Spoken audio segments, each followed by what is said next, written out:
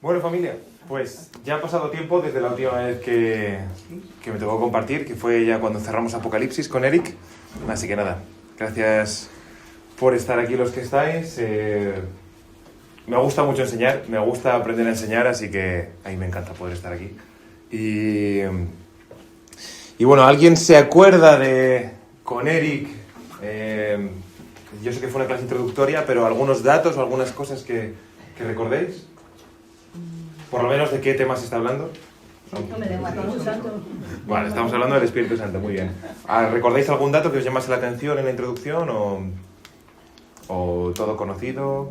Hemos hablado de la palabra que era espíritu también, que era a que estábamos refiriéndonos con esa terminología, lo que es el Espíritu Santo, ¿no? El sello de Dios, el nuevo nacimiento, el paracleto.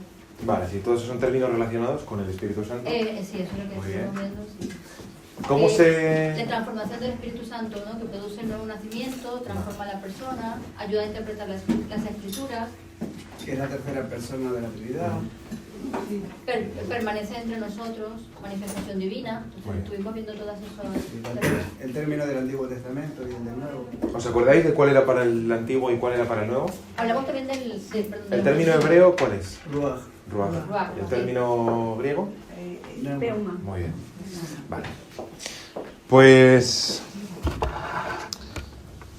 la mayoría de las cosas, por ejemplo, que ha dicho Zawi, las entendemos a la luz de la revelación del Nuevo Testamento, es decir, pues la obra regeneradora, la iluminación del Espíritu Santo. Muchos de esos términos se empiezan a usar en el griego, en el Nuevo Testamento, pero hoy vamos a centrarnos en la figura del Espíritu Santo en el Antiguo.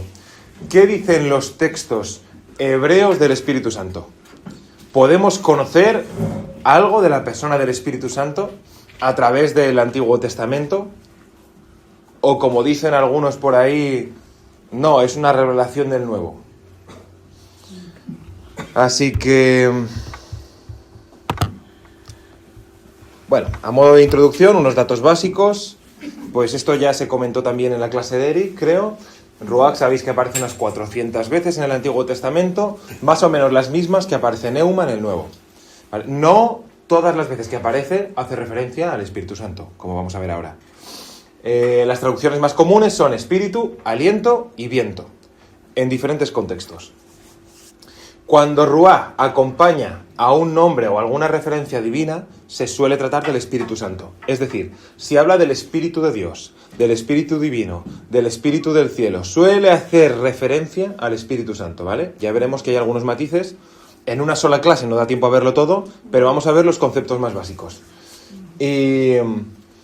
pues evidentemente, para entender la obra del Espíritu Santo en el Nuevo Testamento, necesitamos estudiar el Antiguo, ¿vale? Porque como sabéis, como cristianos, no somos judíos, ni somos algunas sectas que surgieron en los primeros siglos que solo admitían algunas cartas o algunos libros, sino que entendemos que toda la escritura que tenemos, nuestro canon de 66 libros, tiene referencias cruzadas, sigue una misma línea, por lo tanto no va a haber contradicciones. ¿Eso qué quiere decir? Que si el Espíritu Santo, aunque haya cosas que se revelen de forma nueva en el Nuevo Testamento o se nos dé a conocer, no sé si os acordáis de que en Apocalipsis comentamos lo de la revelación progresiva. Es decir, que Dios se va revelando a lo largo de la historia de manera progresiva. Dios no da a conocer todo de Él desde el principio, sino que poco a poco va revelándonos a nosotros su voluntad. Entonces, algo similar sucede con la figura del Espíritu Santo.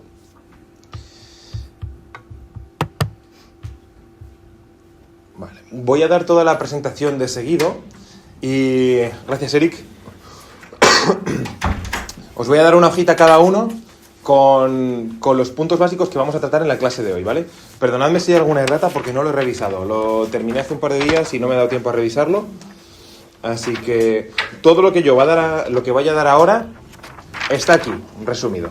Vale, gracias. Vale. La dinámica va a ser la siguiente. Sí, bueno, el espíritu y Eric, que me comentó que había habido peticiones. Así que bueno, lo bueno es que haya comunicación. Vale, aquí tenéis los 5 puntos que vamos a tratar hoy. Los voy a dar de seguido. Voy a intentar que no se haga muy pesado. Aún así, perdonadme si estoy con la garganta un poquito rarita.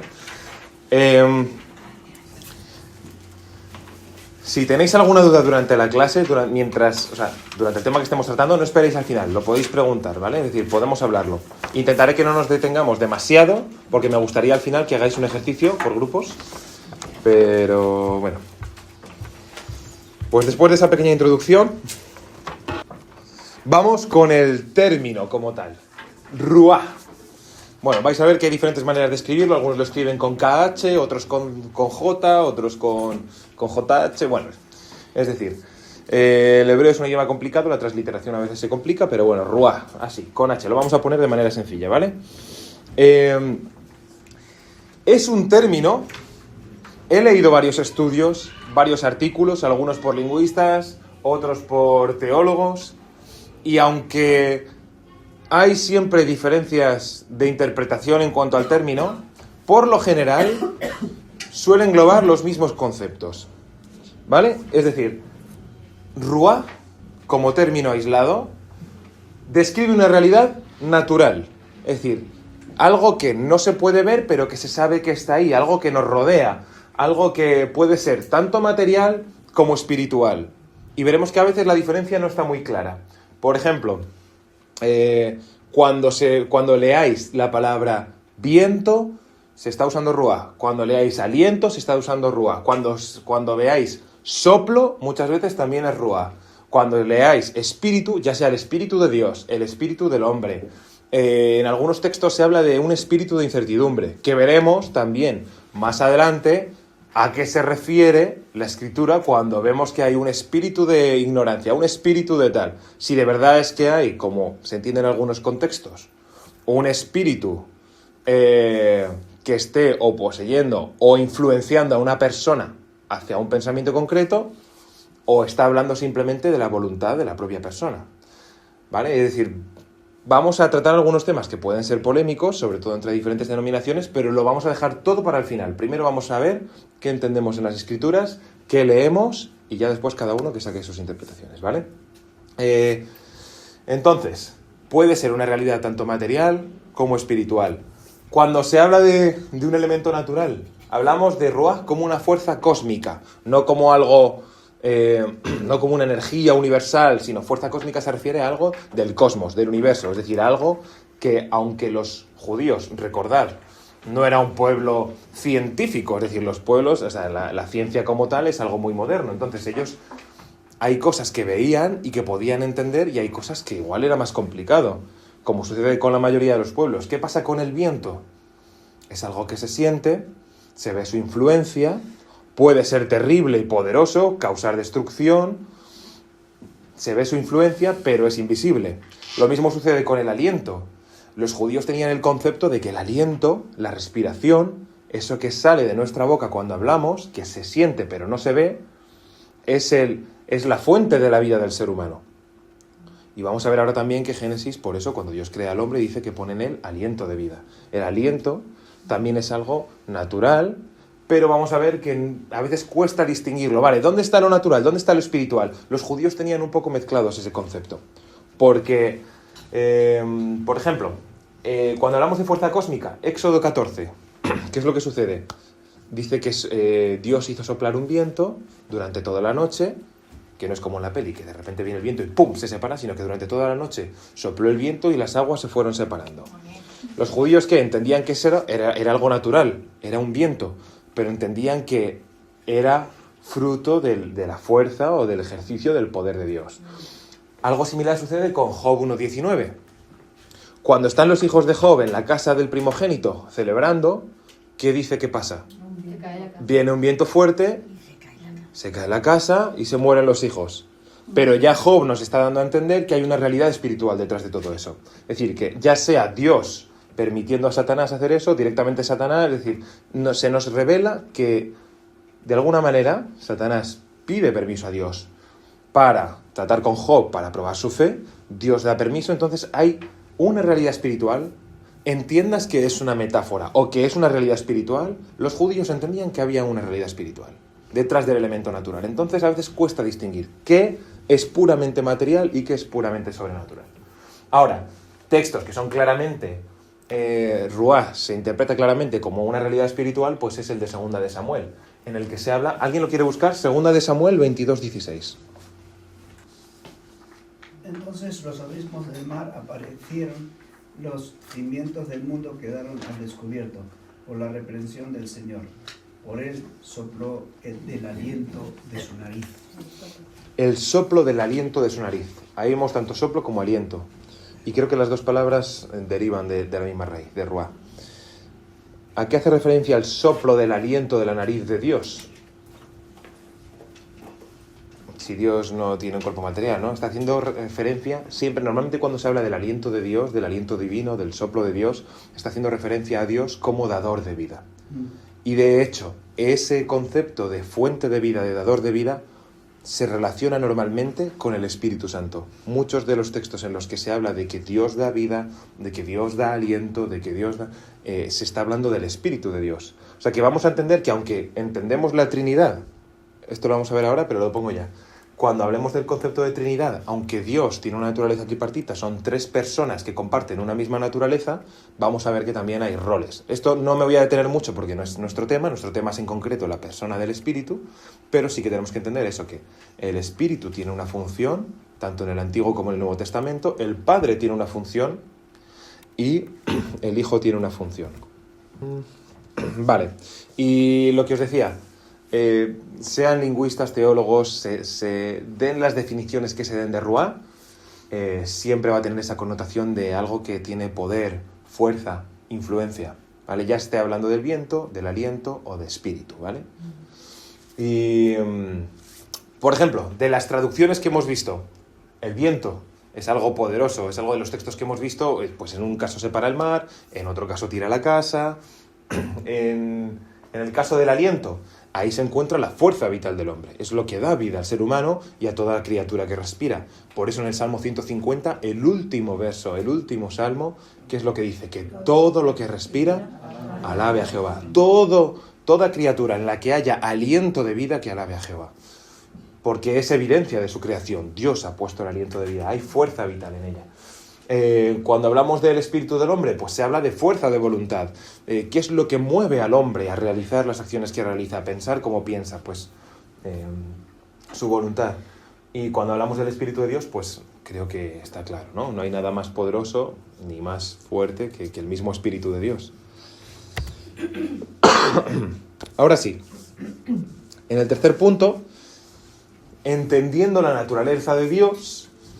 Simplemente por mencionarlo, yo creo que aquí no hace falta pararnos demasiado en eso, pero sí que yo he escuchado en algunos contextos dentro de la Iglesia, no digo necesariamente en esta comunidad, sino fuera,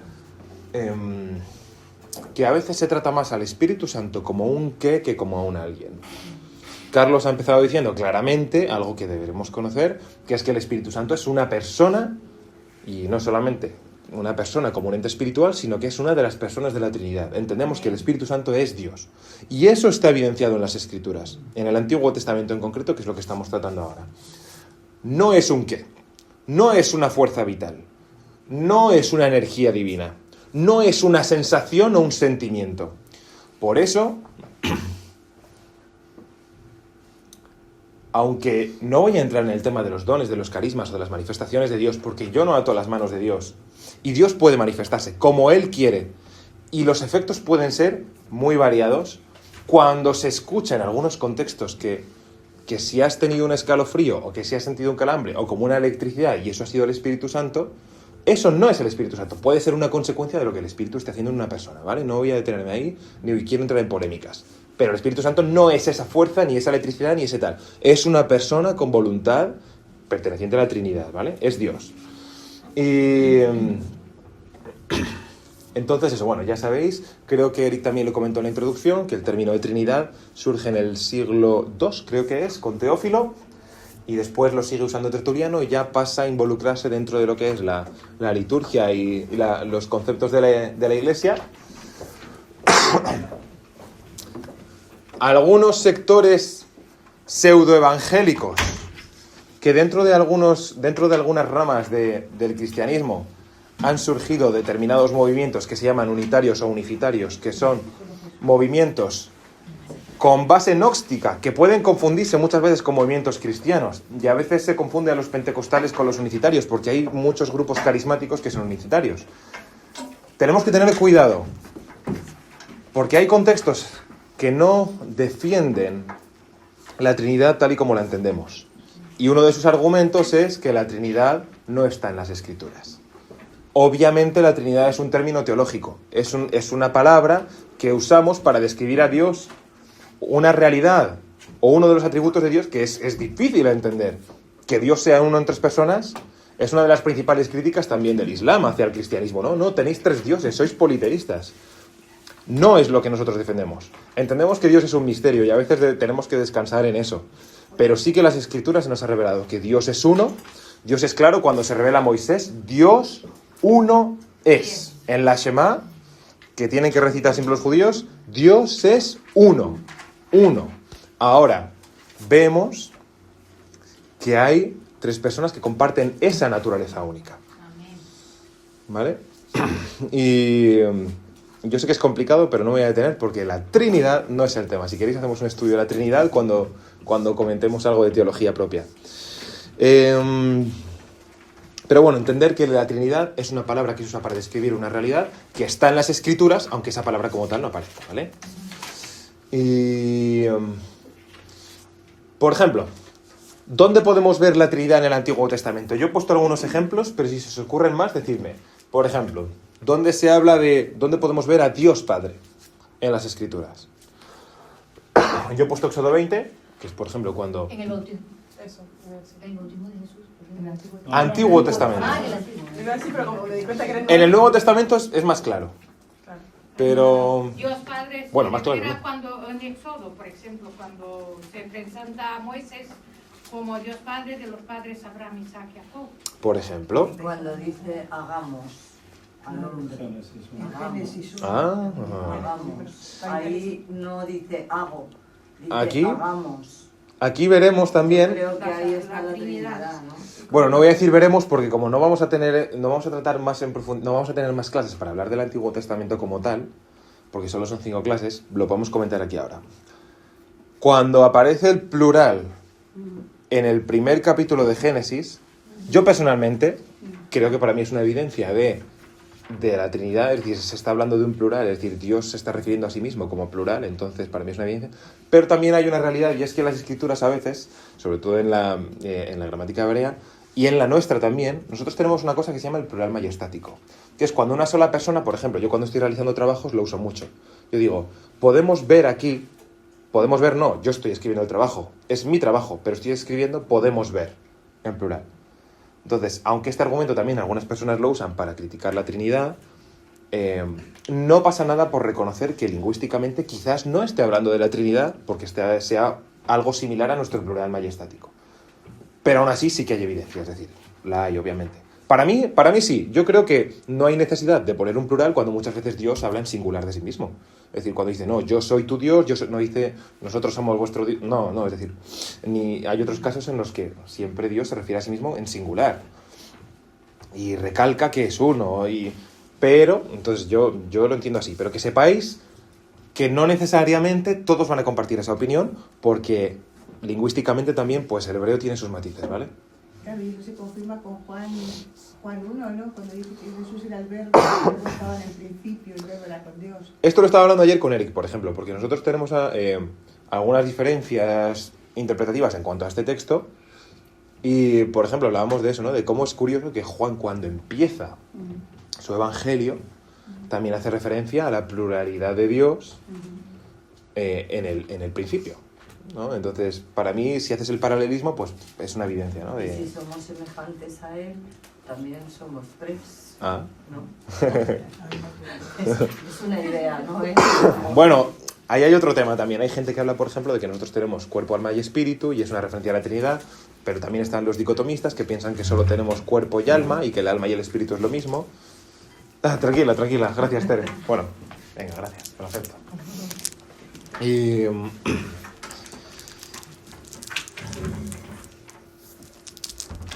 Bueno, pero que sepáis que hay evidencias. ¿Qué más se os ocurre? Por ejemplo, hemos visto que Padre, Dios se revela normalmente a sus escogidos, a sus profetas como uno, se revela a Moisés como uno. Es decir, y entendemos que esa figura es la figura del Dios Padre, ¿vale? En Éxodo 20 también, cuando se dan los mandamientos, y dice que solamente hay un Dios y que no tendrás otros dioses. Vale, ¿dónde podemos ver al Espíritu? Ya se ha hecho referencia a Génesis 1, ¿no? No solamente con el tema del plural cuando dice hagamos, sino que también dice que el Espíritu de Dios se movía sobre las aguas. Ya desde el versículo 2 vemos a la figura del Espíritu. El Hijo. ¿Dónde creéis que se ve al Hijo? ¿Aparece Jesús? En Isaías, ¿no? En los profetas. Por ejemplo, en los textos mesiánicos hay una referencia al Hijo. Por ejemplo, en Isaías, cuando empieza a hablar del Mesías que vendrá, aunque le llama... 9, Ujú. Vale, Isaías. yo he puesto un concepto aquí que es el ángel de Jehová. ¿A alguien les suena? Abraham. Vale, pues ángel de Jehová es, por ejemplo, una expresión que a mí me encanta, que la mayoría de los teólogos reconocen que cuando aparece esta expresión, vais a ver que en algunas Biblias, en algunas traducciones lo vais a tener en mayúscula, ángel en mayúscula. ¿Por qué? Porque normalmente se entiende que cuando aparece el ángel de Jehová, si lo veis con mayúscula, suele ser una referencia clara en la que casi todos están de acuerdo que está hablando de la persona del Hijo. Es un tipo que se le llama, bueno, no exactamente un tipo, es una teofanía, ¿vale? O una cristofanía, es decir, es Cristo manifestándose, no en cuerpo natural ni en una encarnación, pero Jesús está, obviamente, se dice que Cristo está desde antes de la fundación del mundo, que Él pone los fundamentos del mundo, que Él también se habla de que el Hijo sostiene la creación, entonces entendemos que el Hijo tiene que estar. Y vamos a ver que cuando Dios se manifiesta a muchos de los profetas, de los patriarcas, de los escogidos, dice que se aparece el ángel de Jehová. Pero vais a ver que hay algunos casos, ahora no los he recogido todos porque lo tenía que haber hecho, vais a ver que hay muchos casos, cuando estéis leyendo, fijaos bien en esto, en los que a veces dice que se presenta el ángel de Jehová y le adoran. Y vais a ver que a veces cuando aparece ángel, por ejemplo, con minúscula, el ángel igual rechaza la adoración o dice no, o yo soy un igual a ti, yo también soy un siervo, lo que sea. Y vamos a ver que se trata simplemente de un enviado de Dios. Pero si aparece el ángel de Jehová, y en muchos casos veis que recibe adoración, ¿cómo puede ser que Dios, que un ángel reciba adoración? Que un simple enviado de Jehová. No. Cuando un ángel es un ángel, como lo solemos entender, como un ente espiritual inferior, creado por Dios, es decir, vais a ver que nunca va a aceptar adoración. Nunca, porque es un siervo. Pero si recibe adoración, algo está pasando ahí. Por otro lado, a la luz del Nuevo Testamento también se nos dice, y también lo vemos en algunos textos del Antiguo, que nadie ha visto a Dios. Porque nadie puede soportar la gloria de Dios. Sin embargo, se dice que Moisés vio a Dios. También hay textos que te dan a entender que Abraham llegó a conocer, por ejemplo, en el texto de Hebreos, cuando habla de que Abraham por fe vio lo que le había sido prometido, aunque no lo alcanzó, tal, porque estaban en los tiempos del Antiguo Testamento. Yo creo que da a entender que también de alguna manera conoció el plan redentor o la figura del Hijo, algo tuvo que ver con él. Vamos a ver que hay varios textos en los que se dice que profetas o escogidos de Dios hablaron con Dios, caminaron con Dios, vieron a Dios, pero el Nuevo Testamento nos dice que nadie ha visto a Dios jamás. ¿Cómo puede ser esto? Por medio del Espíritu y la palabra. Del Hijo también. Porque entendemos que la figura que se muestra... Porque ¿qué dice, por ejemplo, los textos del Nuevo Testamento? ¿Quién es Jesús? La imagen visible del Dios invisible. Entonces, también vemos la figura del Hijo. Es decir, y cuando se hable de ángel de Jehová especialmente, que sepáis que la mayoría entienden que está hablando de la persona del Hijo. También hay una expresión que aparece en algún texto, no sé si en algún salmo o en alguna profecía, que se habla de las espaldas de Dios. Cuando se habla de que Dios cargó el pecado del mundo sobre sus espaldas, ese concepto de espaldas de Dios también suele hacer referencia a la figura del Hijo. Es decir, que veáis que los tres están, ¿vale? Que los tres están, el Padre, el Hijo y el Espíritu, se pueden ver, se pueden respirar y se hacen evidentes en el Antiguo Testamento, ¿vale? No hay que andar rascando demasiado. Vale. También os pasaremos unos enlaces de unas clases, son 20 minutos cada una, porque además están cortadas, de R.C. Sproul, que puede ayudaros a entender algunos de los conceptos que vamos a ver ahora, básicos en cuanto al Espíritu Santo en el Antiguo Testamento. Pero bueno, os he cogido algunos puntos importantes resumidos. Creo que R.C. Sproul, sin importar de la denominación que seáis, es reconocido un gran teólogo. A mí me encanta como maestro, es claro, es carismático y además es profundamente basado en las Escrituras. Así que creo que es bastante fiable. Sproul hace señala un contraste curioso y que en realidad es muy evidente, pero yo no me había dado cuenta, en Génesis 1. Comienza Génesis 1:1 diciendo que la tierra está desordenada y vacía y cubierta en tinieblas. Es decir, está desordenada, vacía y en tinieblas. Carl Sagan, muchos lo conocéis, filósofo, pensador, ateo, que atacó mucho el pensamiento cristiano, hablaba de que el universo es un cosmos, no un caos. Todo lo que nos rodea, de hecho tiene un libro que se llama Cosmos, en el que habla de estos conceptos, ¿no? Evidencia que hay un orden. Él obviamente no lo atribuye a Dios, pero sí que habla de que hay un orden. No vivimos en un caos. Hay unas normas, hay unas leyes naturales. Entonces, vemos que al principio la Tierra hay alguna suerte de caos. Hay un desorden, está vacía y está en tinieblas. En el 1:2, en el siguiente versículo, ya se presenta el Espíritu Santo. Se dice que está sobre la faz de las aguas. Y se inicia el proceso de creación. Entonces, ¿qué sucede? Que de alguna manera el Espíritu viene a traer orden. ¿Vale? No sé, si queréis aquí relacionar los textos de las cartas de Pablo en Corintios, en las que habla de que el Espíritu o de que Dios es un Dios de orden, pues bueno, se entiende. Aunque es un contexto diferente, se entiende, ¿vale? El Espíritu viene a traer orden. Entonces, lo que era un caos lo convierte en un cosmos. Lo que era desorden, vacío y tinieblas, ¿qué trae el Espíritu? Orden, sustancia y luz. El desorden lo ordena, lo que estaba vacío trae creación y lo que estaba en tinieblas, pues trae luz, ¿no? Entonces, creo que también es bonito, y aunque el texto se está hablando del texto de la creación, también tiene aplicaciones que, bueno, podemos tener en cuenta. Y bueno, en el capítulo siguiente, cuando Dios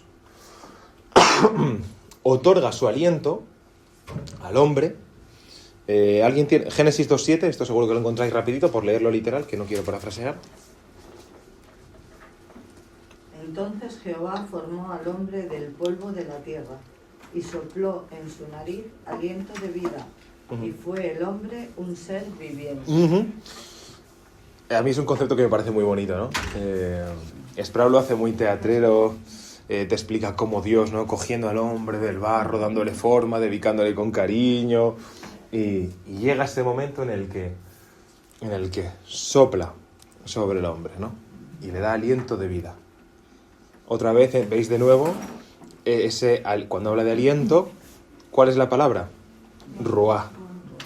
¿Vale? Entonces, algunos entienden, bueno, pues que Dios pone de su espíritu en el hombre, ¿no? Y por eso está creado a su imagen. Otros simplemente creen que habla de vida, ¿no? Vamos a ver que cuando se habla de vida, no sé si Eric lo tratará o no, pero bueno, se puede tratar, o lo puedo comentar ahora. Vamos a ver que, por ejemplo, en griego hay 2 palabras para vida. Ya sabéis que está bios y está zoe. ¿Vale? Bios es la vida natural, lo que es la vida biológica, simplemente lo que hace que un organismo funcione. Mientras que zoe habla de una vida más profunda, habla de una vida espiritual, habla de una vida... Entonces, aunque en hebreo no existe esa distinción, aquí algunos creen pues, que habla de bios, otros creen que habla de zoe, otros creen que habla de las dos. Entonces, bueno, sea como sea, Dios crea al hombre de lo material y pone en él aliento de vida. Pone en él ruah. El texto dice, fue un ruah viviente, ¿vale? Para que veáis que no solo habla del Espíritu Santo este término, también habla de vida, de la vida que Dios da, de la vida que el Espíritu da, está siempre relacionado. Sproul también comenta que en el Antiguo Testamento, porque ya sabéis que hay muchas referencias, hemos visto solamente algunas, entonces vamos a resumir. Ahora, vale, hemos visto que el Espíritu Santo está como figura de la Trinidad, se identifica con Dios, pero si acabas de decir que el Espíritu tiene funciones diferentes en el Antiguo y en el Nuevo, ¿cuáles serán esas funciones en el Antiguo? En el Nuevo podemos tenerlas más claras o menos, Eric ya lo comentará, pero en el Antiguo, ¿qué pinta el Espíritu Santo? Ya hemos visto que tiene un papel en la creación. Es el dador de vida. es quien da espíritu de vida a su creación, es quien pone el aliento en el hombre, mientras que se habla de que el Hijo es quien sostiene la creación y Dios es el mismo creador, ¿no? Entonces, Sproul distingue entre poder creador y poder redentor. El poder creador es la función del espíritu en cuanto a su papel en la creación. Ahora bien, el poder redentor tiene que ver con todas esas intervenciones del espíritu en el Antiguo Testamento con un propósito muy concreto, que se cumpla el plan de redención. Entonces, eso lo hace a través de, esto ya es añadido mío, pues a través de instrumentos, es decir, escoge a personas como instrumentos para llevar a cabo ese propósito y a través de una serie de funciones. ¿Cuáles son esos instrumentos? Pues normalmente hay 4 figuras que suelen ser escogidas por Dios para llevar a cabo ese propósito. Que las tenéis aquí. ¿Qué son? Jueces, reyes, sacerdotes y profetas. Eso es. Entonces, vamos a ver que Dios se revela en el Antiguo Testamento de una manera mucho más comunitaria. A la luz del Nuevo entendemos que hay una relación más íntima y personal con Dios. En el Antiguo, por supuesto, también eso era posible, pero vemos que cambia de alguna manera la función del Espíritu o de Dios de relacionarse con el hombre. Entonces, en el Antiguo, Dios escogía a una persona para revelarse al pueblo, escogía a ese pueblo para revelarse al mundo, era su manera de funcionar.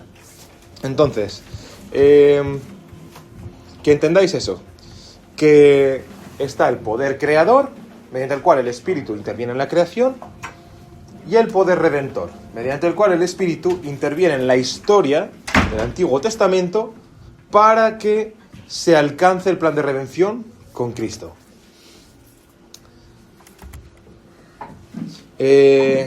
También, por ejemplo, Sproul hace un contraste entre estos dos conceptos que también usan otros teólogos, que es la Génesis y la Nueva Génesis. Es decir, mientras que vemos, por ejemplo, en el Antiguo Testamento, el Génesis como el origen, sabéis que esa palabra significa origen o nacimiento. Entonces, el Génesis es una referencia a la creación del ser humano. Es el momento en el que el Espíritu interviene, pone su aliento en el hombre y recibe vida. Y es, por lo tanto, creado a su imagen. Mientras que la Nueva Génesis, que la vemos a la luz del Nuevo Testamento, y es de lo que nos hablará Eric, es el nuevo nacimiento, o lo que se suele entender en teología como regeneración, que es el proceso mediante el cual una persona es salva, es decir, es nacida de nuevo. Si queréis entender estos conceptos mejor, id a Juan 3 y veis la conversación de Jesús con Nicodemo, ¿la recordáis? Y vais a ver que Nicodemo, teólogo, que tenía en mente el Antiguo Testamento, intenta entender el concepto de nuevo nacimiento y le cuesta, ¿no? Pero que voy a entrar de nuevo en el vientre de mi madre. Y Jesús le dice, el nacido de nuevo es el que nace del Espíritu. ¿No? Entonces ahí tenéis una serie de conceptos en los que yo tampoco me voy a detener porque estamos hablando del Antiguo. Pero que sepáis que existe ese contraste. Perdón, David, estaba pensando, ¿crees que hablando de Nicodemo, él no pensaba que no entendía el concepto de espíritu? El concepto... De espíritu como aliento de vida, como estamos hablando. Yo creo que sí, él como judío yo creo que entendía todos estos matices que hemos hablado, por ejemplo, de la palabra ruaj. Yo creo que él las entendía incluso mejor que nosotros. Lo que pasa es que, claro, esa noción o ese concepto de nacer de nuevo no existe con esas palabras en el Antiguo Testamento. Entonces, claro, yo me imagino que él dice, bueno, pues ¿a qué te refieres? Claro. Yo creo que después de la explicación de Jesús, de que está hablando de nacer del Espíritu, claro, él no sé tampoco hasta qué punto, yo creo que no, él no tenía el concepto del Espíritu como una de las personas de la Trinidad. ¿O los judíos, en este caso, no entienden ese concepto de espíritu en ese momento? No lo sé, no lo sé. Me gustaría, sería muy interesante, la verdad, verlo. Porque yo entiendo que, por ejemplo, que ellos, como judíos, primero no reconocen a Jesús como Mesías, por lo tanto tampoco como Hijo de Dios, y lo mismo sucede con el Espíritu. Ellos cuando leen en el Antiguo Testamento o en la Torá que se hace una referencia al Espíritu de Dios, es Dios mismo, no hay dos personas. Ni siquiera distinguen dos, para ellos es uno solo. Entonces, claro, cuando se habla del Espíritu, entiendo que él tenga quizás esa confusión, porque en verdad, con la luz que viene a revelar Jesús, vemos, por ejemplo, que ya hay textos en el Nuevo Testamento que nos va a mencionar Eric, en los que ya desde el principio en el Evangelio, ya en su bautismo, vemos a las tres figuras. Vemos al Padre, vemos al Espíritu descendiendo en forma de ave, vemos a Jesús siendo bautizado. Entonces, claro, todo eso es un choque para el mundo judío. Y vamos a ver que más tarde precisamente ese concepto de que el Mesías es hijo de Dios, de que también está la figura del Espíritu, es decir, eso es lo que hace que después el cristianismo, que comienza siendo parte del judaísmo, simplemente que reconoce a Jesús como un Mesías, empieza a separarse, porque empieza a haber una serie de diferencias teológicas que los judíos no aceptan. Entonces, claro, yo no sé hasta qué punto Nicodemo tenía en su mente... Yo quiero creer que después de esta conversación con Jesús, él llegó a entender lo que era nacer de nuevo. Porque yo creo que una conversación así no te deja indiferente. Yo lo que veo, aunque algunos no lo comparten, yo creo que había un interés genuino de Nicodemo en querer entender, ¿no? Entonces, bueno, pero eso ya es otro tema. Sí, no, pero sería bueno verlo. Vale, ya para terminar, antes de lo que quiero que hagáis, pues eso, concluimos con que el Espíritu Santo aparece como persona, se refiere al Espíritu como Dios, y es un agente que es fuente del poder divino, ¿vale? Ya sea para dar vida, para inspirar autores, para... Lo vamos a ver. Tiene un poder creador, mediante el cual interviene en la creación, y tiene un poder transformador, que es lo que vamos a identificar con el propósito redentor, ¿no? Es decir, interviene después en la historia de la humanidad para que se cumpla el propósito de la redención. Revelando, ¿cómo lo hace? Pues mediante la creación, luego mediante las revelaciones a los profetas o a sus escogidos, mediante las concesiones de fuerza o sabiduría, mediante los llamamientos, mediante los milagros, mediante la inspiración. Hay diferentes formas, el Espíritu interviene de muchas maneras en el Antiguo Testamento que quedan evidenciadas y que podemos estudiar. Y eso, ¿y a través de qué? Pues sus principales instrumentos, jueces, sacerdotes, reyes y profetas. Así que ya para terminar, me gustaría que en grupos, como queráis, podéis hacerlos de 2, de 4, quizás cuanto más grande más fácil, así os lo repartís. Podemos hacer grupos de 4 y 5 personas. Vamos a hacer lo siguiente. Yo os he puesto aquí cómo interviene el Espíritu Santo en el Antiguo Testamento, en la creación, mediante revelación, mediante concesión de fuerza, concesión de sabiduría, llamando a escogidos, mediante milagros, mediante inspiración. Quiero que pongáis un ejemplo. Si podéis poner la cita, genial. Si no, no hace falta. Si decís, bueno, concesión de fuerza, pues Sansón, ¿no? Y ¡pum! Ponéis Sansón. Hay muchas más maneras, ¿vale? Esto es simplemente lo que ya he recogido también. El Espíritu Santo vemos que también anima, que también hace muchas otras cosas. Pero de estas que he puesto yo aquí, que creo que son 7, vale, un ejemplo de cada una, ¿vale? Si nos da tiempo a compartirlo, genial. Así que podéis hacerlo ya.